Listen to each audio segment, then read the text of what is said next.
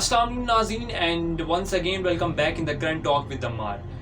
नाज़रीन, आज की इस एपिसोड में हम डिस्कस करेंगे इकोनॉमिकल कंडीशन ऑफ पाकिस्तान के इस वक्त करंट क्या इकोनॉमिकल कंडीशन है पाकिस्तान की, और आने वाले टाइम पे पाकिस्तान का बजट कैसे इकोनॉमिकल कंडीशन पे अफेक्ट करेगा और कैसे एक आम आदमी को रिलीफ मिल पाएगा या नहीं मिल पाएगा। इस सारी सिचुएशन को आज के हम इस एपिसोड में कवर करेंगे और होप सो हम इस पे इन दोनों चीज़ों पे अपना एक प्रिडिक्ट भी कर सके अपने फ्यूचर को कि क्या हमारा फ्यूचर बेसिकली हो सकता है according to these two situations. नाज़रीन, अगर हम फर्स्ट बात करें अपनी कि हमारी जो इकोनॉमिकल कंडीशन इस वक्त क्राइसिस की तरफ जा रही है और हमारी इकॉनमी डाउनफॉल की तरफ जा रही है, इसमें बेसिकली कसूर किसका है, बेसिकली इसका रीज़न क्या है क्योंकि आज अगर हम मीडिया पे देखें, आज अगर हम सोशल मीडिया पे देखें तो ब्लेम किया जाता है डिफरेंट पार्टीज़ को, लेकिन आई थिंक इसमें we can not blame any party. हम किसी पार्टी को ब्लेम नहीं कर सकते हैं। क्यों नहीं ब्लेम कर सकते हैं? बिकॉज ये सारा क्राइसिस का जो बेसिक्स है और रीजन है ये डेकेड से चलता आ रहा है, आफ्टर द 1990, आफ्टर द 1980। और वो कैसे चलता आ रहा है? क्योंकि डिफरेंट पार्टीज़ की डिफरेंट मिसमैनेजमेंट्स की वजह से, डिफरेंट पार्टीज़ की नॉन प्लान पॉलिसीज़ की वजह से और डिफरेंट पार्टीज़ की जो है करप्शन की वजह से, जब ये सारे कंपैरिजन पे एक जगह पे आए और ये पूरी की पूरी इकॉनमी जो हमारी थी ये कई दफ़ा डाउनफॉल में गई, कई दफ़ा अप पॉइंट पे गई, क्योंकि हमें जब ऐसी डाउनफॉल की तरफ जाना पड़ता था तो हमें आईएमएफ की तरफ जाना पड़ता था। और आईएमएफ का हमें एक कॉन्सेप्ट समझने की ज़रूरत है, क्योंकि जब हम आईएमएफ से लोन लेते हैं, there is a concept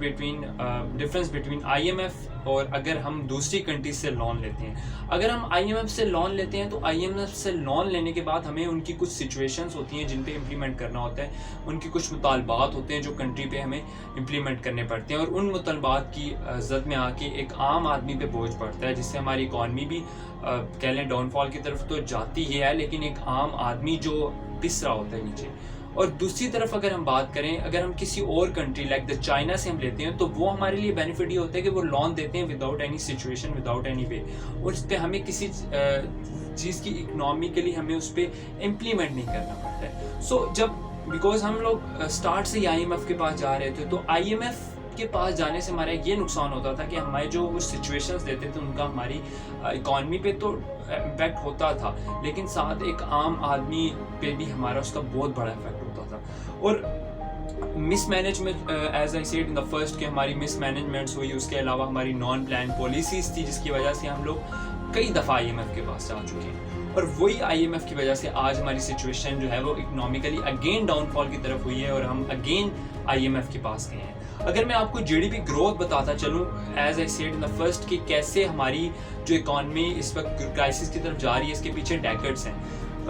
basically अगर 1970 में हम अपनी जीडीपी ग्रोथ को देखें तो 11.35 जीडीपी ग्रोथ थी हमारी उस टाइम पे। 1980 में यही ग्रोथ 10.22 पे थी। 1990 में यही ग्रोथ 4.46% पे थी। 2000 में यही इकॉनमी 4.26% थी। 2010 में यही जीडीपी ग्रोथ 1.61% थी और 2020 में यही जीडीपी ग्रोथ 0.53% थी। अगर इसका हम एक अदादो शुमार, एक एवरेज निकालें तो टोटल हमारी एवरेज 4.92% हमारी जीडीपी टोटल रही है इन लास्ट 3 डेकेड्स में, इन लास्ट 3 to 4 डेकेड्स में। और ये एक बेटर आप कह सकते हैं जीडीपी नहीं हो सकती है एक बेटर इकॉनमी के लिए, एक बेटर कंट्री के लिए, अगर वो चाहती है कि वो ग्रोथ करे। अब आने वाले टाइम पे अगर हम देखें कि बेसिकली रीज़न क्या होता है इस इकॉनमी का, रीज़न हमारी किसी भी इकॉनमी, किसी भी कंट्री की अगर आप इकॉनमी को देख लें, किसी भी कंट्री की, सो उसकी इकॉनमी डिपेंड होती है on the exports and manufacturing पे, नॉट ऑन द इम्पोर्ट्स। हालांकि पाकिस्तान में सबसे ज़्यादा इम्पोर्ट्स पे फोकस रहा है स्टार्ट से ही, और डिफरेंट एज ए सेड कि डिफरेंट पार्टीज़ ने डिफरेंट मिसमैनेजमेंट्स की, नॉन प्लान पॉलिसीज़ को अपनाया, और उसकी वजह से हमारी इम्पोर्ट ज़्यादा होती गई एज़ कम्पेयर टू हमारी मैन्युफैक्चरिंग को ज़्यादा होना चाहिए था, हमारी एक्सपोर्ट्स को ज़्यादा होना चाहिए था, और वो सारी डाउनफॉल आई। लाइक अगर हम चाइना की एग्जाम्पल दें, लाइक अगर हम अमेरिका की एग्जाम्पल दें, 2 बिग सुपर पावर्स हैं इस वक्त, तो इसमें हम कह सकते हैं कि उनकी एक्सपोर्ट्स और उनकी मैन्युफैक्चरिंग बहुत ज़्यादा है, जिसकी वजह से उनकी इकॉनमी बहुत ग्रोथ की तरफ जा रही है। नाज़रीन, इसी तरह अगर हम पाकिस्तान के आने वाले बजट की तरफ देखें तो ये बजट आने वाला एक बहुत इंपॉर्टेंस का हामिल है, और ये क्यों इंपॉर्टेंस का हामिल है? बिकॉज इसका टू साइडेड इफेक्ट होगा। एक तो पाकिस्तान की इकॉनमी कि ये बजट कैसे पाकिस्तान की इकॉनमी को स्टेबल कर पाएगा, और पाकिस्तान का पॉलिटिकल सिस्टम जो इस वक्त बहुत अनस्टेबिलिटी की तरफ जा रहा है वो कैसे स्टेबल हो पाएगा। और ये दोनों मेन क्वेश्चन ही पाकिस्तान के आने वाले फ्यूचर को भी प्रेडिक्ट करेंगे कि पाकिस्तान का आने वाला फ्यूचर भी क्या होगा।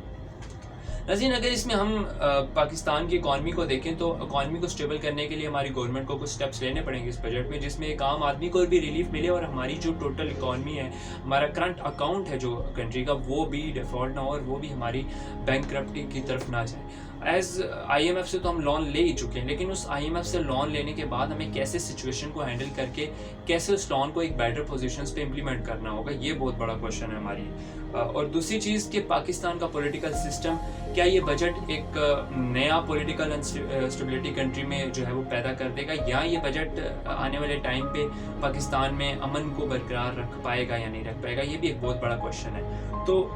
हम कह सकते हैं कि ये आने वाला बजट एक बहुत बड़ा कह सकते हैं आप टाइम चेंजिंग होगा आने वाले पूरे के पूरे जो हमारा नेक्स्ट ईयर आ रहा है उसके लिए, कि नेक्स्ट ईयर के क्या सिनेरियोज बनेंगे वो सब इसी बजट पे मुनहसर है। और अगर हम फ्यूचर प्रेडिक्शन की बात करें कि फ्यूचर क्या प्रेडिक्ट करते हैं, तो इन दोनों चीज़ों पे हमारा फ्यूचर भी प्रेडिक्ट है कि हमारी जो गवर्नमेंट है उसको क्या स्टेप्स लेने पड़ेंगे। तो मेन इंपॉर्टेंट थिंग कि सबसे पहले गवर्नमेंट को स्टेबल होना पड़ेगा। अगर जब तक पॉलिटिकल अनस्टेबिलिटी रहेगी कंट्री में, कंट्री की इकॉनमी कभी भी जो है वो बेटर नहीं हो सकती है, इकॉनमी डाउनफॉल की तरफ भी जाएगी। सो सबसे फर्स्ट स्टेप तो यही होगा कि हमारी